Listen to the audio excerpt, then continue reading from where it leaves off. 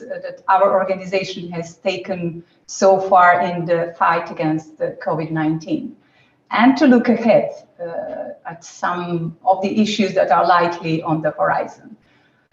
There can be no doubt that combating the coronavirus is the immediate challenge of our times, not just here in Europe, but around the world. Tragically, the pandemic has already claimed the lives of millions, and it has disrupted the ways in which we live, we work, we learn, to the deep detriment of many people, and often at the expense not just of their physical health, but of their mental health too. So it is right that everyone plays their proper part in addressing these problems. The Council of Europe's role is to help our member states respond in ways that are effective and which uphold human rights, democracy, and the rule of law. European standards to which each country has committed by its own free will. And these include the European Convention on Human Rights, European Social Charter, which details the right to protection of health. Over the past year, we have been proactive in our approach. Last April, I published a toolkit document confirming for national authorities that their public health-related responses must be necessary, proportionate, and limited in duration. Similarly, our Venice Commission has reinforced that any state of emergency must be subject to democratic control and has spelled out some of the principles, conditions, and guarantees that should be maintained, including in the conduct of elections. In fact, every part of our organization has addressed the consequences of the COVID-19. Examples include measures to guarantee citizens ongoing access to courts and justice during the pandemic, efforts by our Anti-Torture Committee, the CPT, to ensure the safety and security of those deprived of their liberty, and guidance to member states on issues ranging from prevention of corruption and medical counterfeiting to data protection and media freedom, all of which have posed new challenges in the current context. We have also raised the alarm on new and amplified discrimination against minorities and minority language speakers, many of whom have lacked access to COVID-related information in their mother tongue. For them, and for women and children who have been exposed to an increased risk of violence and sexual abuse, we have sought to ensure respect for our standards and to assist governments in sharing best practice. The sad reality is that an increase in the rates of domestic abuse was predictable from the very outset of the crisis.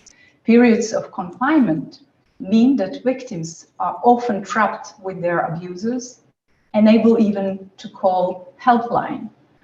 And statistics from last year show that as the rate of incidents rose, the number of phone calls for help fell. A report by our monitoring body, Grevio, published earlier this month, also laid bare the reality of this terrible increase in violence. So it is right that we support member states in learning from one another, including about the best ways to report and address violence in circumstances like these. And right also that we continue to expand the circle of those member states that have ratified our specific treaty on this subject. The Istanbul Convention remains the international gold standard on preventing violence against women. And I have already spoken publicly about my deep disappointment over the recent decision by the Turkish government to withdraw from it. The recent rise in domestic violence should in fact underline the need for action in every country. And I hope that all member states will ratify the Istanbul Convention as a matter of priority.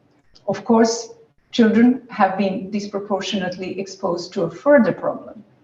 No education system was designed or fully prepared for the impact of coronavirus. Blended education continues in parts of Europe, mixing face-to-face learning and online teaching. And there will be further challenges regarding the design, assessment, and recognition of qualifications. The European Convention is clear that no person shall be denied the right to education. But to deliver that right will require more innovative thinking and a determination to ensure that disadvantaged students do not fall behind because they lack support, equipment, or internet coverage. Education must be inclusive, and this intention is fundamental to the roadmap response that we have agreed. At the Council of Europe, we have not only advised, we have provided material support too. For example, we have shared knowledge and offered temporary free access to guidance and standards from our pharmacopoeia for developers working on COVID-19 vaccines. And we have issued guidelines to help them achieve quality control. We have supplied protective equipment to prison offices across Europe.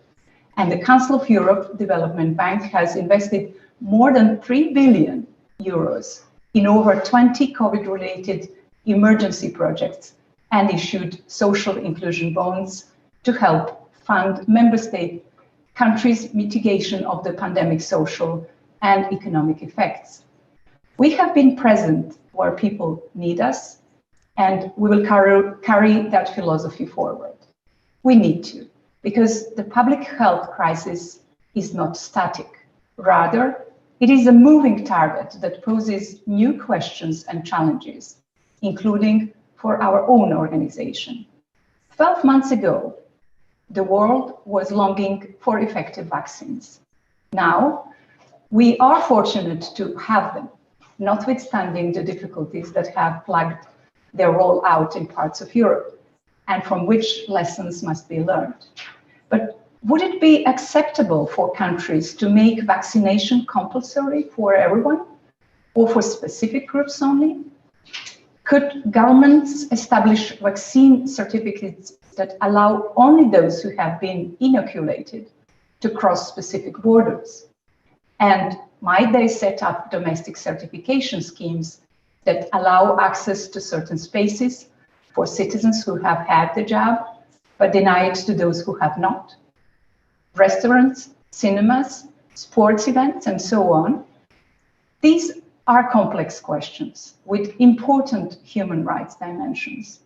On the issue of compulsory vaccination, the Oviedo Convention on Human Rights and Biomedicine makes clear that, in principle, any medical intervention should be subject to a patient's free and informed consent. And the European Convention on Human Rights imposes a strict lawfulness and proportionality test for justifying mandatory measures in sensitive areas such as health. Case law from our European Court of Human Rights just this month did, however, confirm that compulsory vaccinations for children can be lawful for public health reasons. This case was not related to COVID, but it does highlight the competing issues and the complexities that any government must consider when considering vaccination policy in the current pandemic context. When it comes to the question of so-called vaccine certificates or passports, it is understandable that people are looking for ways to live their lives more normally, and justify differences in the treatment of people based on their health status may raise discrimination issues under both the European Convention and the European Social Charter. This too is a complex and delicate balance. That is why I have recently sent an information document to our 47 member states' governments highlighting the relevant human rights standards for addressing the issue of vaccine passes. The document stresses that in the battle against the COVID-19 pandemic, there are real advantages to facilitating and harmonizing the process for certifying that someone is vaccinated, immune, or infection-free. This is particularly true when it comes to making travel easier. But using certificates to grant privileged access to places or services raises human rights issues and should be approached with caution. Of course, it is in the first instance for national authorities and courts to assess compliance with these legal principles, if such cases arise.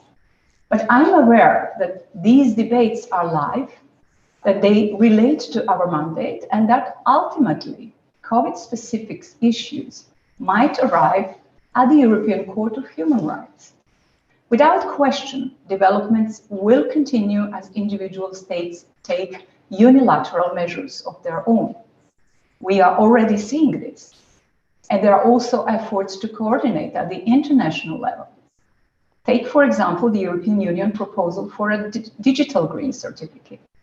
It is intended to facilitate the safe and free movement of citizens within the EU. And I know that a lot of work has gone into this initiative on which the European Parliament will vote this week. We will continue to follow all of this and to support our member states in finding solutions to these and other challenges in line with our common standards. Prominent among these will be the long-term consequences of COVID-19 on Europeans' social rights. During economic downturns, there always lurks the danger of widening social divisions. And there will be a premium on ensuring that we respond in a way that protects the rights, needs, and dignity of those who have least. So it is with this in mind that I will present tomorrow a number of specific proposals to our member states on how we can reinforce the European Social Charter system. These are uncertain times, but I'm proud of the way that this organization has not allowed itself to be overwhelmed, but has instead pulled together and provided leadership in Europe in the areas we know best. I have no doubt that the will exists to continue in that manner, with our 47 member states working in unity to ensure human rights, democracy, and the rule of law, and are maintained in these and all circumstances, and to the benefit of every European. After all, our standards are not designed for fair weather use. They are intended to help us navigate the worst and most unexpected of circumstances. And I have every confidence that they are fit for the task. Thank you. Thank you very much, Secretary General. That was very interesting, and I would say very topical, the issues you addressed. I think even more topical than we sometimes realize how extremely important this role of the Council of Europe is in the current circumstances, but also topical in the sense that we are debating in Brussels at the moment. Several of the issues which you mentioned, they are raised in the policy debates, like the European Parliament will tomorrow vote on, vote or discuss in the Parliament this proposal from the Commission for a green certificate, as we call it here in Brussels. It's mostly a vaccine certificate, but the debate is still on, and I think some of the discussions or the panelists will probably raise questions about this as well or comment about this, but the debate is still on how much information could be within that digital green certificate, and are we going to a form of an e-health pass which will cover all our information. So my question to you is, Maria, and I will probably first take some questions to you, Maria, before I raise this with the other panelists. Are you then against such a certificate which we are discussing at the moment in Brussels, because it's been proposed by your colleague here in Brussels, von der Leyen? She's pushing this strongly, but you say, look, it raises some fundamental human rights issues because it could be a privilege for those which have it, but it could discriminate against those which do not have it. Yeah, well, I think I made it quite clear in my intervention that people have legitimate desire to get back to normal as soon as possible. I think we all do. At the same time, we need to remain mobilized against COVID-19. That goes without saying. Initiative to implement and harmonize documentation on vaccination, immune status, or test results are certainly useful. It goes also without saying. But provided they are conceived and implemented with the full respect of fundamental rights. So this is the main point I raised. Notably, the measures taken must be not discriminatory, and the data protection must be protected, which along long-standing Council of Europe standards. So the Council of Europe is not telling its member states they should not act, but that they should do so in line with the human rights standards, which they have undertaken to respect. So we believe this is the right way to proceed. Governments are free to choose their way, but we warn them on the fundamental freedoms that while protecting the health, these need to be safeguarded in all circumstances, including the pandemic. And there is also, I think, a privacy issue. I mean, what will be stored of information? Will we have control about this? Of course, we knew this already about a year ago when we had these, whatever, barometers, which or apps we could install on our iPhones, who would be eventually infected and who not. But I mean, these are fundamental issues for an organization like yours. What can be disclosed, what cannot be disclosed, and what is part of our private information? Absolutely.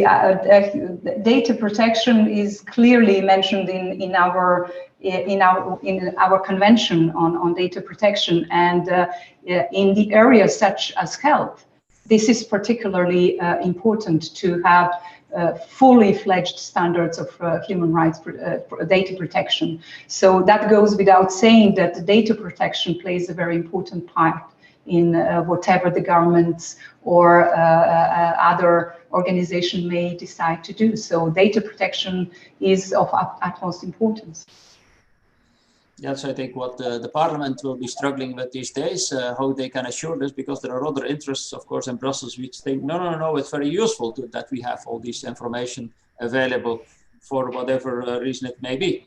Moving to another subject you touched upon, very interesting, social rights and social inclusions. I was also interested to hear, let's say, this issue about the right of education, of which we've seen in many states, many debates about, certainly for children, can they follow online? Do they have the online equipment? Do they have kind of the infrastructure at home to follow online schooling? But also it's related to a fundamental right of education and basically to a social right which all citizens have in Europe, let's say part again of our fundamental values. What is the Council of Europe's specific role in this domain? Well, one of the first things we saw was that no government, no system was prepared for such a situation as the pandemic we witnessed. We have been witnessing for last over 1 year. So actually the right of education, as I spell it out with my intervention, is very important, right. So the governments have over time adjusted, but still, as it is important to underline, there are still children who, for whatever reason, lack of assistance, lack of internet access, which to some is unimaginable, but that is also happening in today's Europe. So all these were hampering some children to access the right to education fully. So we will assess, I think, the impact of the COVID and to the education only later on. However, all the governments and international organization concerned should pay the utmost attention to that, because it's not about the present, is about the future, and this is very important right enshrined in our standards as social rights. And could you say something about if you speak about social rights, of course, the EU is also focusing on this a lot. What is the cooperation on these matters, but also the social charter between the Council of Europe and between the EU on, for example, basic rule of law matters? How is this cooperation? You should have, I think, a permanent dialogue almost. Well, let's say from the Council of Europe side, we have the part related to the facilitating economic and social progress of our member states in our DNA since the Council of Europe was created 71 years ago. So actually part of the work and activity on the side of the Council of Europe is long-standing and largely enshrined in our daily work. Now, when it comes to the cooperation between Council of Europe and EU, of course, we are two distinct organizations, but what is important, and you mentioned it in your introductory remarks, we are both value-based organizations, so we share these values, and this is the very basis of the cooperation, also including the rule of law mechanism that was introduced, and the last annual report on rule of law is witness to our good cooperation. There are a number of places in which Council of Europe bodies, notably Venice Commission, Greco, and some others, are very largely their opinions and their saying in these matters are very much taken into consideration. But we do cooperate with the Council of Europe further than only on this recent document. We have a long-standing cooperation which translates into concrete actions in our member states, equally support EU or non-EU member states. So these programs foresee flexible modalities and intervention of our bodies like Venice Commission when deemed necessary. And of course, the Commission has regularly turned to the Council of Europe for specific intervention on rule of law related matters, also on anti-money laundering measures, corruption, data protection, judicial systems. So there is quite a deal of cooperation in many areas. Okay. Good to hear that you're also, we just published a report on money laundering issues, which raises also a host of issues. Good to hear that also the Council of Europe is working on that. Probably a final issue before I turn to the panel. What about the Istanbul Convention, which is another very topical issue which you mentioned, also where you have a big role, but also we've seen it in the news over the last 2 or 3 weeks. Big issue, and also big issue until today. But some argue, let's say that, I think Turkey may also have argued something in this sense. You said you wrote to Turkey that you can do this through national law. Why should you sign up to the convention? This is a very perilous argument, which questions the very nature of the collective system of human rights protection created under international law after the Second World War. Actually, the Council of Europe and many other organizations were created in order to have collective system of human rights protection. So this actually challenges the very system of our common commitment. And accepting that kind of argument and rhetoric, which was also advanced by national authorities and others in recent days, would inevitably lead to diminish and importance of international organizations. And ultimately, it would be fatal for multilateralism, as we have known it over the past 70 years. So this is a large consequence. But the one very concrete one, it diminishes actually the human rights protection in this particular issue, protection women against violence. So our assessment is that this standard, which is a golden standard, not only in Europe, but in the world, goes much beyond many of national legislations. So I see many problems with raising this issue that the national governments can protect better than collectively, because collective protection means also international monitoring, means international cooperation related to criminal matters and so on. So there are many, many arguments in favor of collective system of protection. Thank you, Maria. We'll turn to the panel now. We have about until 11:15 for comments, but also I can take questions from the audience as well. Let's say there's a Q&A box at the bottom, which we can respond to, which I also can throw into the middle for the questions for the panelists. But I probably first turn to Salah Sastemonen, who's Director General of DG Just, to comment about probably the EU Council of Europe cooperation, but also on specific issues you heard. Sala? Thank you very much, Karel. So I first thank SEPS for the invitation to this event, very topical indeed, and I thank the Secretary General Puric for the very well thought reflections on the impacts of the COVID pandemic to the human rights indeed in the process. Our thinking goes to the very much on the same lines. I mean, we also see that the pandemic has strongly illustrated how vital the fundamental rights and the democratic values are in every life now, a daily life, and that we cannot take them for granted. Since the break of the pandemic, every member state has taken, EU member state has taken exceptional measures to protect public health. These have resulted restrictions in the several fundamental rights and freedoms. So this is what we have very closely monitored then from the side of the European Commission. We see that the rights that have been affected, they range from various freedoms, freedom of movement, freedom of expression, assembly, freedom of religion, to conduct of business, and right to data protection. And then also in the democratic side of free and fair elections and the democratic debate. So many issues mentioned by the Secretary General.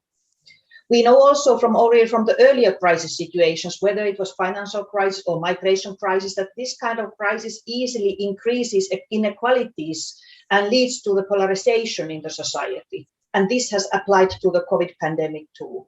The crisis has aggravated the pre-existing gender and structural inequalities and racial inequalities raised in society. And that has far-reaching consequences that can go indeed beyond the time of the pandemic. Really a lot to monitor. And it continues, because when I said that the member states have declared the various measures, they have declared state of emergency, or the governments have been granted specific emergency powers under the national constitutional laws for this protection of public health. That continues. We are still continuing the close monitoring. We want to be sure that this type of the change or the suspension of the normal balance of powers in the national law, that it wouldn't bring problems to the respect of the rule of law. So the rule of law is actually promotion, advancing the rule of law, rule of culture is and continues to be our priorities also in the time of the pandemic.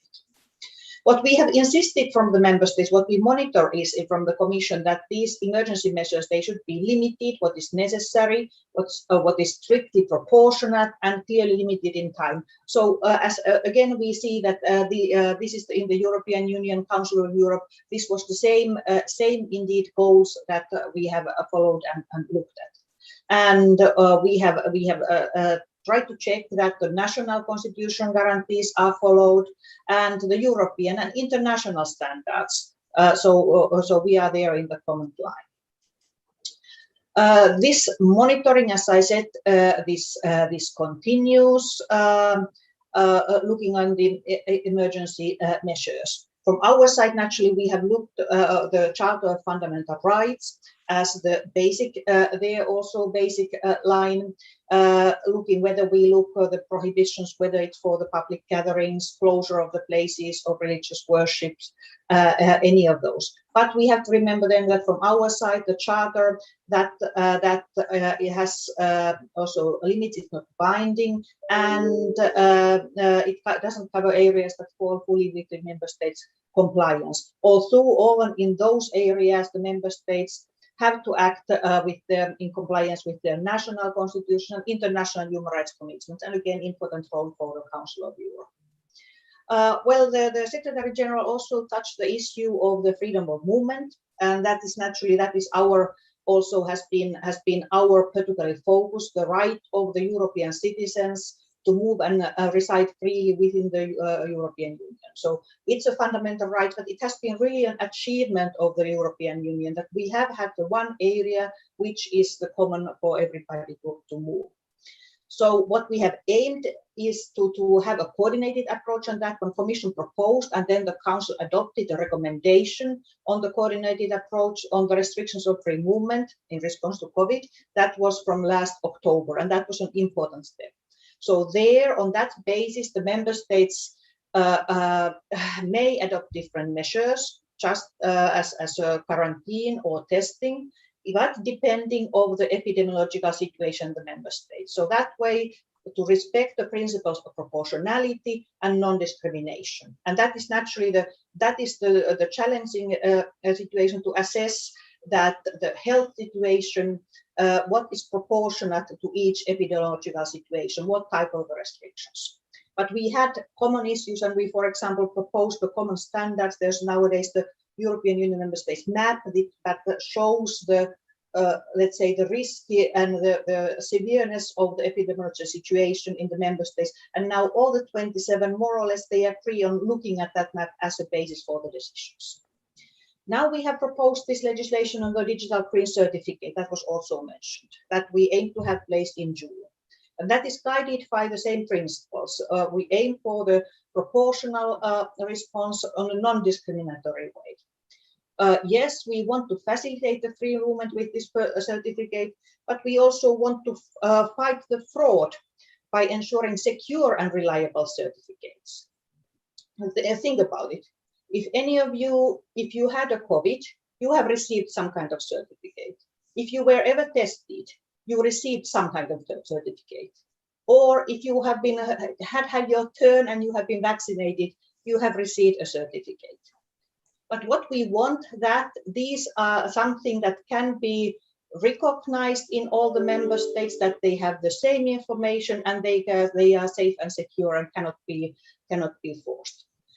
We want to cover 3 types of certificates: vaccination, recovery, and test. And this is important to avoid any form of discrimination in ensuring the free movement for all. And just to recall and stress that the possession of the vaccination certificate is not the precondition to travel within the Europe. But as long as we see, and as long as it is proportionate for the member states to have restrictive measures, they are asking some kind of the proof what has been done. And that's what we aim, that everybody would have a similar, let's say, comparable proof. And that proof would and must comply with the data protection legislation that was already then set. Most importantly, in our case, with the general data protection regulation. And that is because that also ensures a framework of processing personal data, including health data. Yeah. So that way they are not, and they cannot be handled if they are not necessary to fight the pandemic. So in that way. So if we take an example, the list of the data categories that we are now to include in the digital green certificate, that is shorter what you would have in your yellow booklet or carnet de santé, what some member states are using, because not all that information is needed for facilitating the free movement. So we really aim for minimizing the data. Okay. So it is that's our aim: protection of our rights, citizen rights. It is challenging, as we have heard, but during also this year, this has been then the guiding principle. So we continue monitoring closely what happens in the member states in all the areas. There we keep our role as the guardian of the treaties. We will take measures when necessary, if it would be unjustified or disproportionate restrictions on those areas that are covered by the Charter. Okay, thank you, Sala. And we aim to come back to the normal, then indeed enjoying all the rights. So thank you for the opportunity also to present it from our point of view. No, thank you, Sala, because that's an important issue, because I'm a bit concerned, let's say, how we will control this number of fields which we are stored, and let's say whether this will not expand without us knowing it. We turn to Michael from the Fundamental Rights Agency. Michael, how do you look at this, but probably other things which the Secretary General raised in her speech? Well, good morning, and thank you very much for the invitation. Let me just start by saying that India is in my mind this morning, and my agency has no mandate whatsoever in India, but I can't help but look at the atrocious situation and hope that the international solidarity that's so badly needed will appear in these days. Turning now to our own Europe, our agency has been following the story very closely. We've published now 7 bulletins on COVID-19 and fundamental rights, and we're continuing their publication.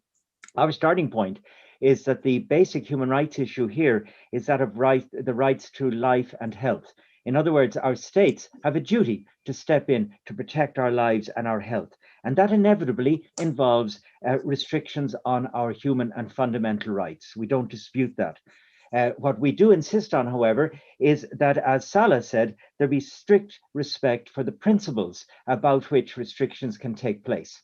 Now, we don't have time, I won't go through them in detail, but we've seen issues with regard to honoring every one of the principles. Legality. In too many places, it's not clear what's advice and what's a law. Necessity. It's not always clear why it's necessary to close, let's say, places of worship in one country, leave them open in another country. Proportionality. Why is it that extreme lockdown ends at different times in different places with the same epidemiological situations? And then, of course, there's the issue of non-discrimination that's already been referred to. And the flip side of non-discrimination is equality. And we have, as we've heard from speakers, seen the deep inequalities in our society exposed by COVID, not created by, exposed. Let me put a face on it, Roma. Look at the situation of our Roma community, 6 million people in the EU alone. You're told to socially distance, you're living on top of each other. You're told to keep your hands clean, you don't have running water. You're told to teach your children at school with computers, you don't have computers. You have to bring food to the table, you're in precarious employment, or you don't have a job, you don't have access to social welfare, and you're the target of hate. That's the perfect storm of inequality and human rights violation when you put a face on it. And as we build the new normal, we have to recognize that if we don't tackle the inequalities in our societies, we will not have the resilience for the next crisis that will hit. Now, it's not just about problems. We've also seen impressive good practice that must be acknowledged, must be harvested and used again across the EU. We've seen from the EU and member states brave, even heroic economic responses on a scale not seen since the Marshall Plan. We've seen smart ideas on discrete issues.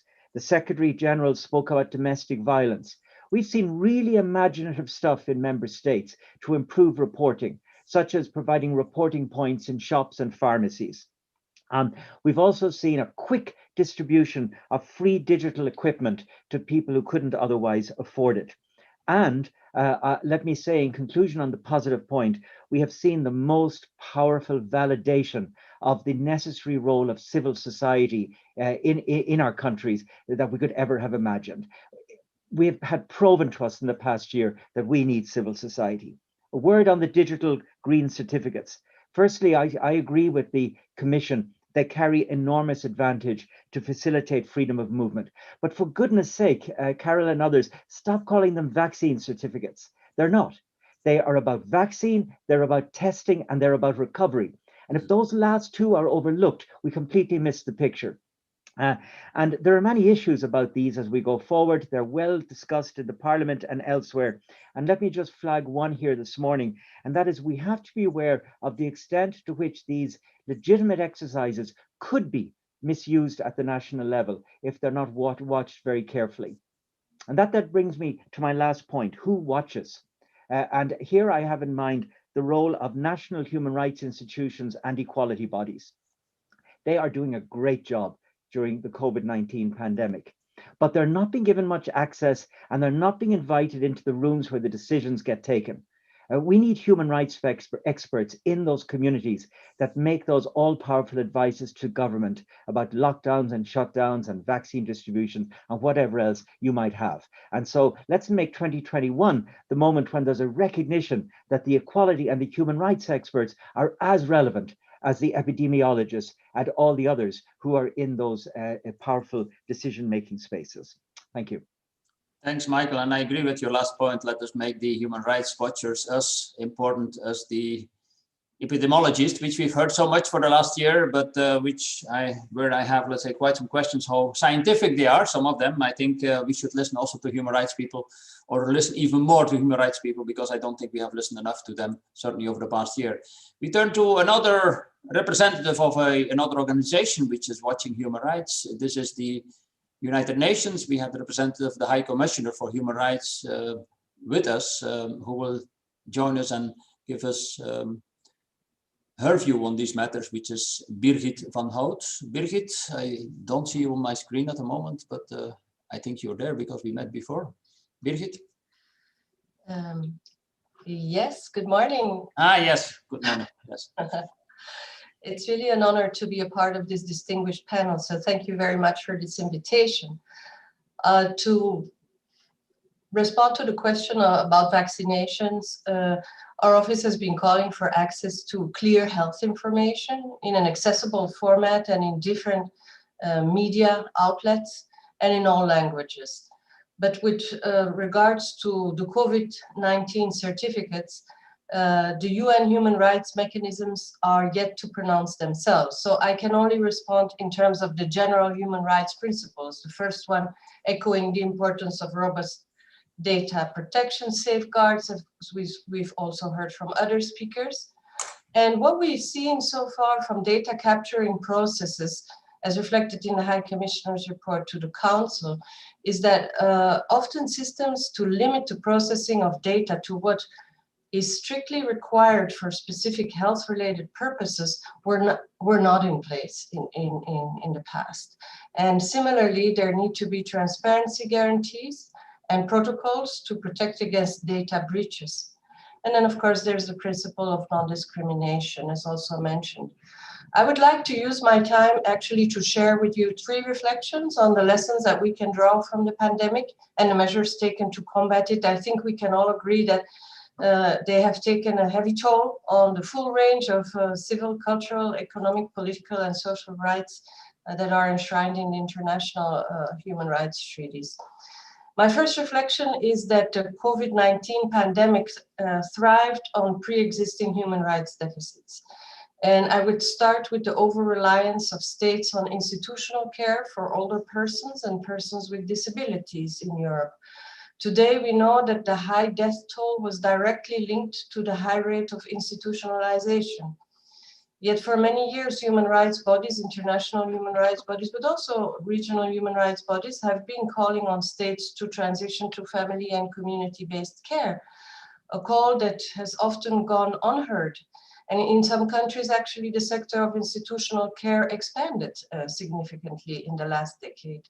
So we need a fundamental shift in our interaction with older persons, away from paternalistic and ageist approaches. Another pre-existing human rights gap was the insufficient investment in mental health. And this deficit directly contributed to the mental health crisis that we are seeing today. COVID-19, as Michael said, also found fertile ground in inequality and social exclusion. Decades of systemic discrimination have resulted in a very high overlap between people's race and ethnicity on the one hand and their socioeconomic status on the other. But for decades, structural racism was either denied or ignored. And while some positive initiatives for sure existed, the political will to really create a level playing field was largely insufficient. And today we know that this led to a disproportionately high death toll among minorities. And this is particularly tragic considering states' renewed commitment to leave no one behind in the Sustainable Development Agenda. We can only wonder today if the high death toll could have been prevented had countries in Europe given more attention to the prompt and speedy implementation of the 2030 agenda. My second reflection is that democracy takes long to build and is easily eroded. We are facing an unprecedented challenge to human rights, the rule of law and democracy today under international law. And I'm not going to dwell on this too much because others have already mentioned it. States may, of course, and must restrict certain rights to protect public health. And they can have additional powers if a state of emergency threatening the life of the nation is publicly declared. But in either case, restrictions need to be necessary, proportionate, non-discriminatory, and time-bound. This is also what the international human rights mechanisms say. And the burden rests with the state to demonstrate that these conditions are met. Restrictions must be kept under constant review and lifted when no longer essential. Now, certain restrictions to freedom of movement, freedom of assembly, right to education, and freedom of religion have proven disproportionate to the public health gains made. And more, we also hear that people no longer adhere to the measures adopted, the guidance received, and there have been also legitimate concerns about executive overreach or lack of democratic debate. And we've seen some countries tilting towards more repressive measures to enforce compliance, and also we've witnessed heavy-handed security responses. In this context, I would like to cite the expert advice which comes from a different context. It's the UN Special Rapporteur on Human Rights in Counterterrorism. She analyzed the consequences of sustained emergencies on human rights and the rule of law. And she recommended that in situations of long-term emergencies, courts and oversight bodies should take gradually a more skeptical view of the necessity and the efficacy of state measures. And as she wrote, and I'm going to quote from her report, the longer the emergency, the higher the burden of justification for the state. And the greater the emphasis must be on the cost of sustained human rights limitations for individuals and groups. This, of course, requires that the judiciary is independent, right? So in some parts of the continent, efforts to advance human rights were unfortunately stagnating, or actually in some parts actively rolled back well before the pandemic broke out. And I'm thinking in particular about the eradication of corruption, effective oversight, independence of judges and lawyers, freedom of association, media pluralism, civil society space, protection of human rights defenders, with who we interact quite a bit and for who the situation is becoming gradually more complicated, gender equality, as was already mentioned, and then also how the independence of national human rights institutions and equality bodies also comes under pressure.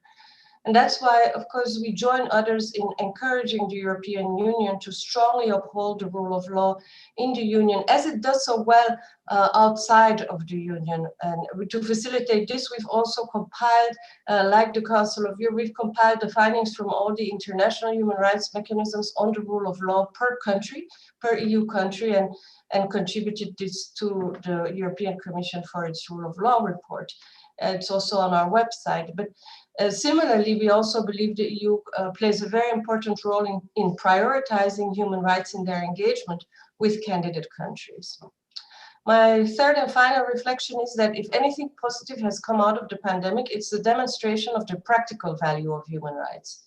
The international human rights treaties can serve as a roadmap out of the current crisis, help to prevent future crises, and make our societies more resilient. And we're already seeing some very promising actions and developments and discussions.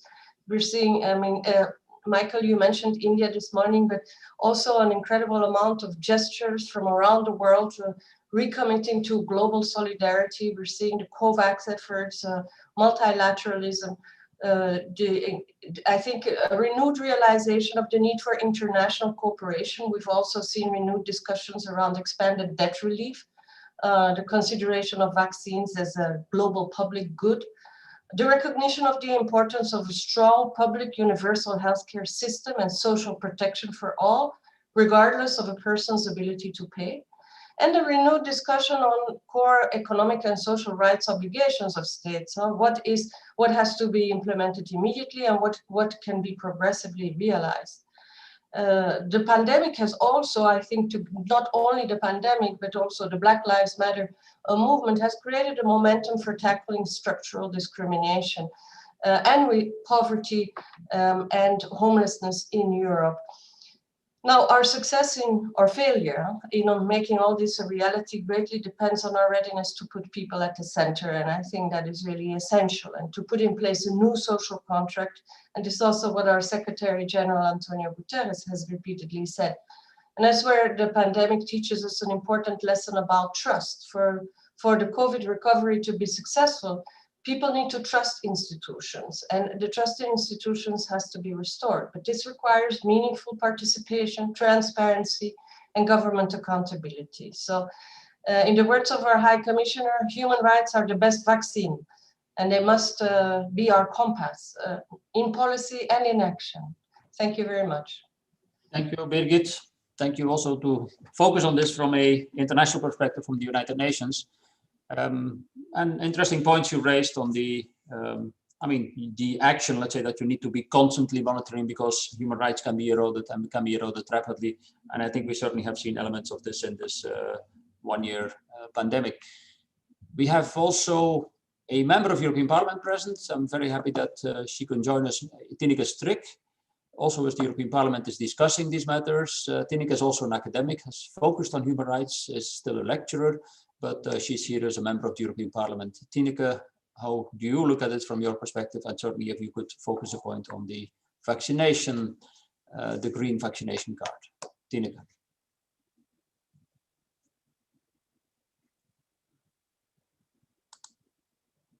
I think you're, I don't hear you yet, okay.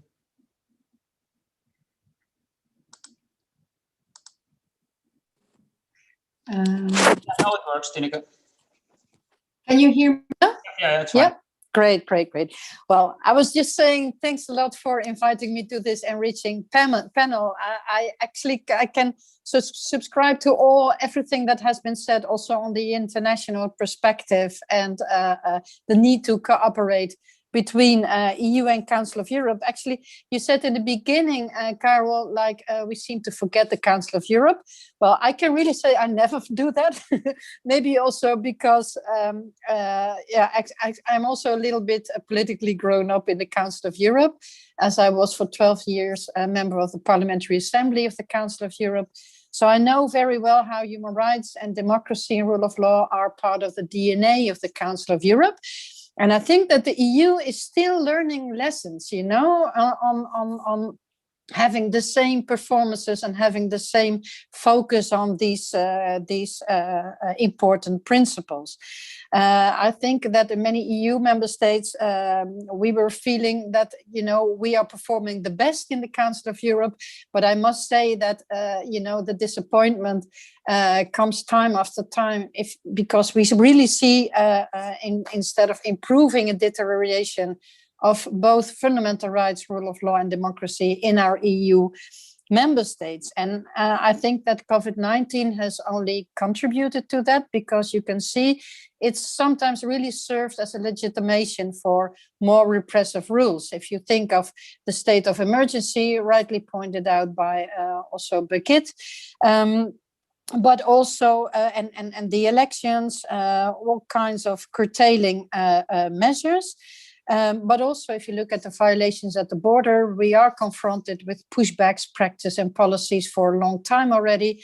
But now within the COVID-19, it looks as if the national debate on it has been silenced, because it's more and more perceived as a kind of health security measure, and that's very difficult to contest in this focus on health and the fears that people do have.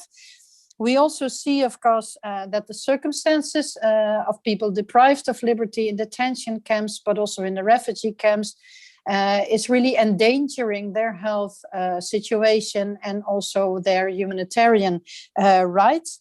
And in all these issues, I think it's very clear that we really rely to a large extent on the principles of the Venice Commission, of the CPT, and of the Human Rights Commissioner. Of course, I'm very happy with the FRA and with the vigilant actions of O'Flaherty and his office.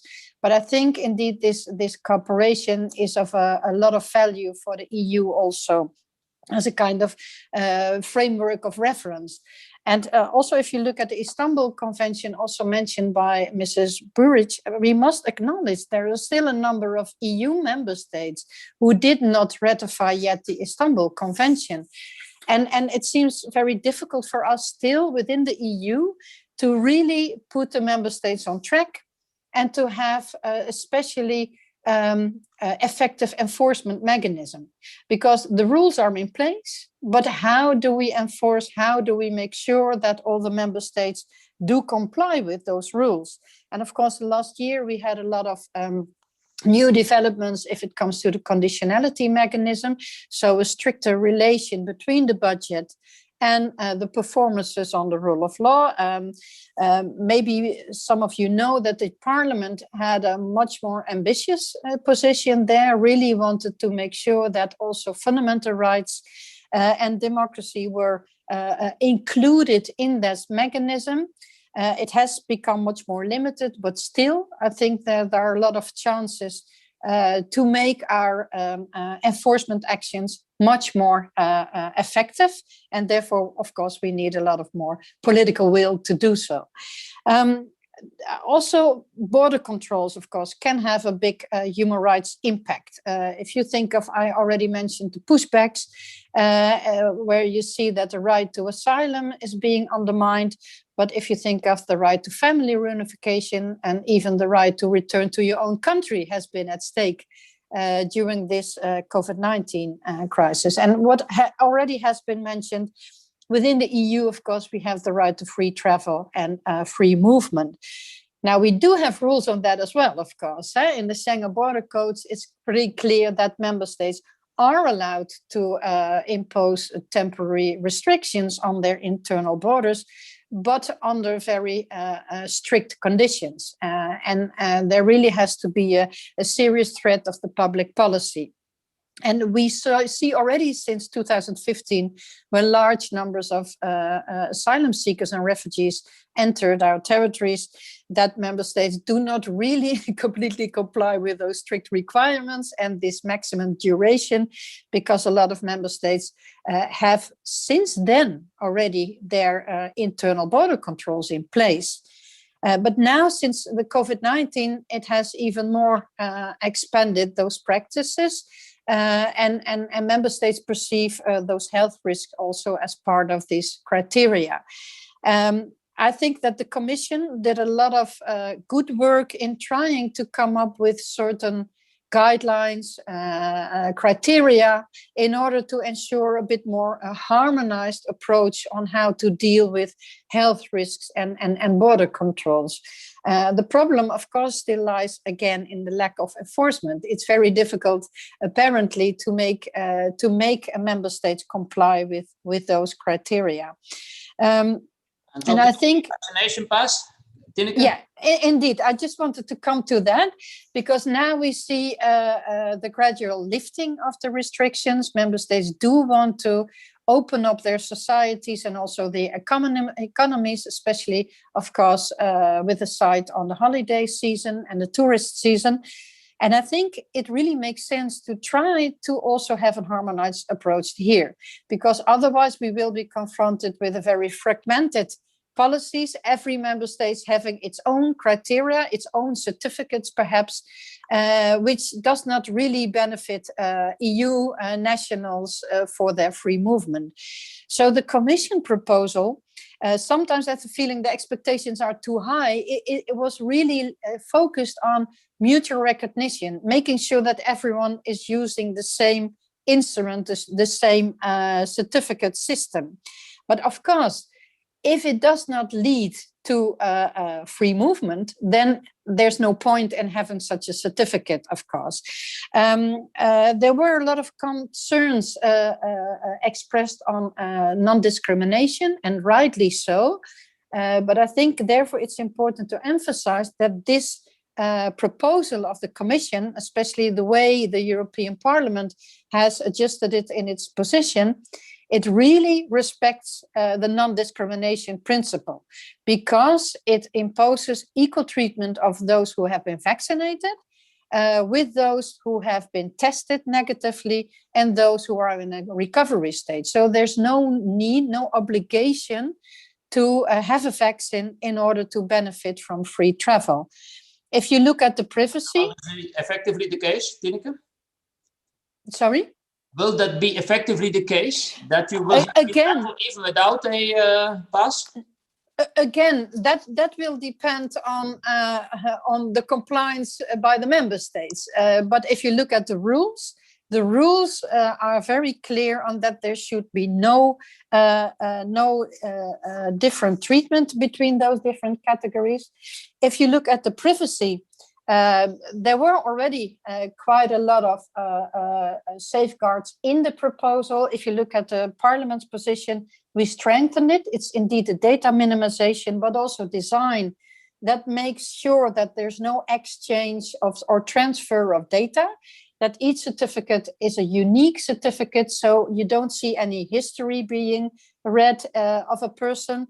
And the issuer is not notified by when the certificate is being shown to a border guard or whatever. So there's no track and tracing possibility, and there is a prohibition, there's a ban on central databases.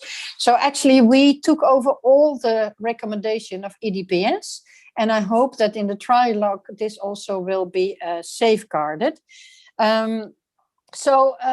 I think in that sense, non-discrimination, and then another element of non-discrimination is very important, of course. You can also have the different treatment of those who can afford to have a test, because if you need to have the certificate, you need to be tested, and frequent travelers need a lot of those tests. And we don't want to have discrimination between people, wealthy people and less wealthy people. So in our position, we have a very clear ban on fees for those underlying tests. And I really hope that will survive the negotiations as well. And to finalize, I think what is very important, the Commission still left the possibility for member states to still have further travel restrictions on people showing a certificate. We as a parliament say, no, that would be undermining the use, the effectiveness of such a certificate. We say there should be no further travel restriction, so it should be sufficient to enter a country. And of course, if for health interests it's necessary to have additional measures within a country, within a territory, then those EU nationals should be treated in the same way as nationals of that country, of course, but no free movement restrictions needed. Okay. We have a sunset clause, so that means that it cannot become a kind of permanent system. After 1 year, the regulation will cease to apply. It will just cease. We have to take some questions, Tineke. Yeah. If you could sum it up, because we have to take some questions. Yeah, and for national systems, because the Council of Europe, the Mr. Burrett also talked about access to restaurants, etc. This is going outside of the scope of this regulation, but we do say that if member states have their national systems in place, they should ensure interoperability. So if you travel to another country, that you can still use that certificate for restrictions in that country. Thank you. Thank you, Tineke. Quite a complex matter for Salah to manage, I think. But also, I think my colleague Sergio wanted to raise a point, but I see already a question which has come in through the Q&A of a person who says, I think Tineke replied to this to some degree, will member states be able to allow the right to travel without a certificate? Will you be allowed to travel without a certificate? And also, who should pay for the tests if no fees are introduced? So, I don't know. Also, Sergio had a question, and then we can probably specifically question to Salah, but also we have to still respect the time and give a response to the representative from the Council of Europe, Mr. Poirel. Sergio. Yes, thank you, Karen, and thank you to all of you.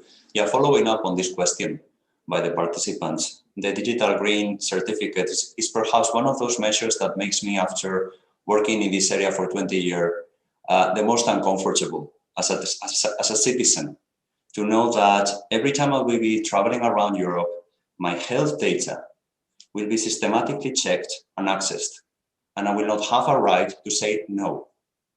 So my question to both Commission and European Parliament is the following. Of course, this is aiming at facilitating free movement, but this does not mean moving in liberty, meaning that our data is going to be surveyed by member states systematically. Now, my question is, what's the difference between that and a formal border control? And related question is function creep and the violation of the principle of purpose limitation. We've seen that Justice and Home Affairs databases had originally one purpose, and then they have become, monsters being used for every single purpose. In interoperability, what are the guarantees that member states will not misuse this database for other purposes? So coming back to facilitating movement, but at what cost? Thank you. Thank you, Sergio. And I think I raised this question already a bit to Sala, but probably Sala and also Tineke can respond, but also the others can respond to this. I mean, yeah, how much information will be stored, right to travel across borders without a certificate, and then, I mean, the payment for the tests, which also Tineke addressed. Sala? I mean, we have only 5 minutes left, and Christophe also has to respond at the end for the Council of Europe. No, thank you. Thank you for the question. I'll start there. The member states do not need to ask for any certificate. So that way, yes, they can allow traveling without the certificate. Currently, we see that they are asking, and what we want to facilitate are those situations. But there is no, I mean, member states can allow also traveling without any certificates, and that is then the aim to come back to the current system. There is no border controls introduced, so it is similar as for any other travel certificates that the member states can add. So this is so we are not with this one. There are no specific border controls. It is the enforcement in the member states as well the other free movement travel certificates. Concerning the data, we are aiming for a offline verification workflows, so there are no European databases collected. So this means that it is the certificate is when needed, it is checked through a system of public keys, and it is only to check that this key is correct and authentic, that is verified, but not the health data. So there is no European health data collected.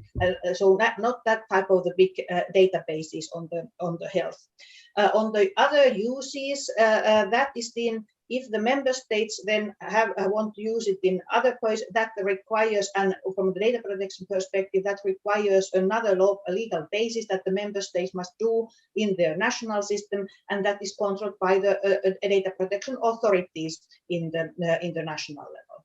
So this is let's say very briefly reactions to those questions. Okay, thank you, Sala. Tineke, you want to still react? Because I want to turn to Christophe. Yeah, very quickly, who is going to pay for the test? That's for the member states.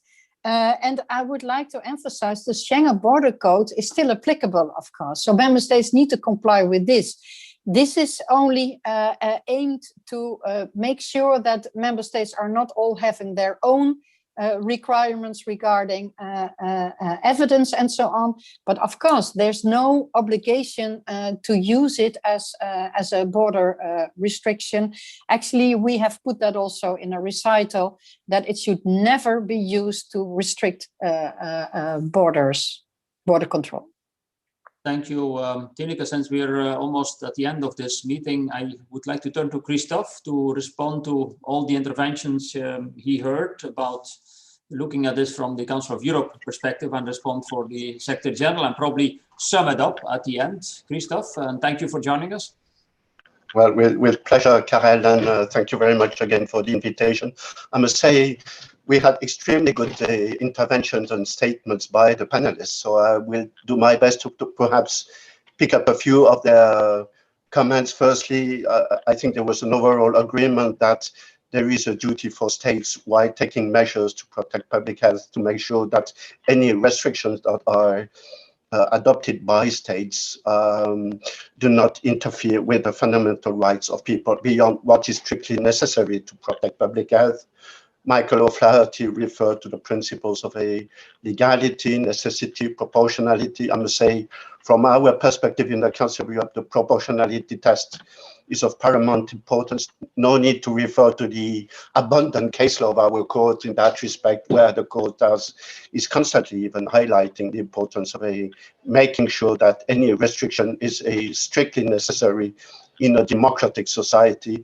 And I must say that from this perspective, overall, I found personally that the measures taken by the European countries were more or less in line with the requirements of the Human Rights Convention, even though I must say at the same time, we noted some restrictions, which in my opinion, I'm not representing the court, but in my opinion, some restrictions went beyond what is permissible under the Human Rights Convention in terms in particular of restrictions to the free movement of people. I have in mind, for instance, situations in certain countries where older people, for instance, at the beginning of the pandemic, were not allowed to leave their home except for 1 hour in the very early morning to go shopping.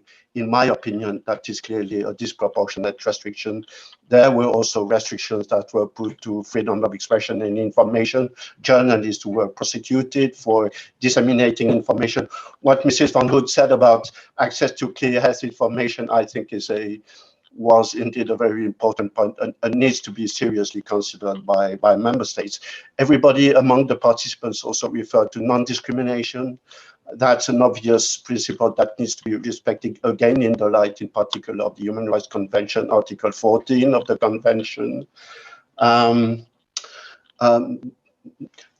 inequalities is obvious. We need to ensure fair access to healthcare. I mean, that's a fundamental principle of another our convention to the Council of Europe, the so-called Oviedo Convention on Human Rights and Biomedicine, Article 3 of the Oviedo Convention, which is the unique international instrument dealing with a question of access to healthcare, clearly sets out this principle of equitable access to healthcare. There is also Article 11 of the European Social Charter. So, and there is also the need to address inequalities in more general terms, as Michael O'Flaherty said, to make our societies more resilient. Too often, I find that member states consider the investment in social services as a cost, while in fact it's not a cost, it's an investment which is there to serve society at large. So I would hope that among the lessons that would be drawn by European countries and beyond Europe, other governments, there would be the recognition of the fact that investing in social services, as I said, is an investment and not a cost. Another point that I wanted to pick up was what was said about the role of civil society. That is indeed very important. Governments have a clear role to play, and by the way, also local authorities, not only central governments, because one of the lessons of the pandemic was that local authorities are often the best place to see what concrete measures to take at the local level, at the grassroots level, to address the challenges of the pandemic in terms of access to healthcare again. And we had that in all our countries in Europe. So governments, local authorities, civil society. I would add also institutions that were again mentioned by Mrs. Van Hood, equality bodies, ombudspersons, non-discrimination bodies. I would also mention national human rights institutions. I think in the post-pandemic phase, it is very important that there is an open debate that is launched, hopefully by governments, with all actors in society, including those institutions, to draw the lessons from the pandemic. I would just highlight, coming back to discrimination, the questions that were mentioned by Mrs. Trick regarding migrants, but there are also other vulnerable groups like older people. Again, Mrs. Van Hood referred to the question of a insufficient development of a community-based healthcare. I think that's one of the major lessons that we learned from the pandemic in Europe, the fact that our community-based services were not as strong, as resilient as we thought they were. And because of that, unfortunately, thousands of older people died during the pandemic. To conclude, perhaps just to say that our bodies in the Council of Europe have issued many statements drawing the attention of public authorities in member states to the relevant standards to be kept in mind. I think I refer to the CPT that was mentioned, but also the European Committee on Social Rights, which issued in March a very detailed paper, and I would invite everyone to read this very detailed paper by the European Committee on Social Rights. Our Committee on Bioethics did the same, underlining the question I mentioned before of equitable access to healthcare, the GRECO on corruption, CRETA and GREVIO on trafficking in human beings and violence against women, our committee dealing with data protection. And finally, perhaps to say that although the pandemic is still around, unfortunately, we need to look at the future, as was pointed out by the previous speakers. And we have decided in the Council of Europe to initiate specifically a new project on protecting health in times of a pandemic. The objective of this project is to draw lessons from the deficiencies that were noted during the pandemic regarding access to medical care, and help prepare our member states, the governments of our member states, to become more resilient for future pandemics, because that has been said by many already in the past. This is not the first pandemic. Unfortunately, this will not be the last one. So we need to be better prepared to address future pandemics. So we are hoping that through this project that we are going to launch in the coming months, we will be able to assist the governments of the member states to do better. And just to finish, to say that I was very pleased to hear what Mrs. Saasta-Moinen said about the convergence of views, objectives, and standards between the Council of Europe and the European Union. Speaking for the European scene itself, I think it is very important, because we cannot afford to have diverging, or I would say even conflicting, standards and orientations given to our member states between, on the one hand, the Council of Europe and the European Union. We strive for the same objectives. It's very important that our policies and recommendations are coherent in the interest of our member states. They cannot afford to be confronted with, as I said, diverging and conflicting positions. But we have excellent cooperation, in particular with the European Commission, including on the rule of law that was mentioned by Mrs. Saasta-Moinen. So I'm very confident that we will be able to maintain this coherence in terms of advocacy at the European level. And with that, thank you very much. Thank you, Christophe. We have gone a bit over time, but thank you also for insisting on this cooperation between the Council of Europe and the EU, which I think is extremely important, because we heard many things which we don't hear, I think, enough. I'm based in Brussels. I think many of our people who are calling in are based in Brussels, which we don't hear enough here. But there are many elements on which you're working in this domain, let's say, which should be taken forward by both in a combination. And I think that's one of the useful elements which we have brought here up in this webinar. So with this, I would like to thank all those which have listened until the end. Let's say thank you for participating. Sorry that I didn't have more time to take questions, but there are so many panelists. So from my part, Christophe, first of all, thanks. If you pass my thanks to Maria, let's say we're very happy, let's say, that the Secretary General could make it and could pass this message here, and I think a very important message, but also thanks to all the others, to Salah, to Birgit, to Tineke, to Michael, and certainly also to my colleagues Sergio and then Sylvia and Miriam, who helped to organize this. So I hope